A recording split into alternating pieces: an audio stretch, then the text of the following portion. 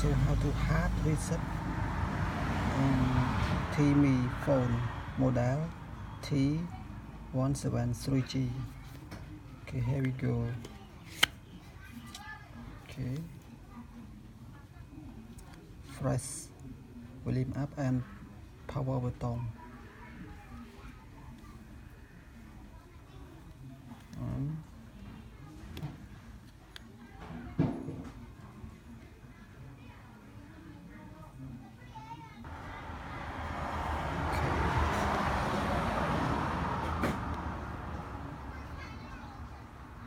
And scroll down.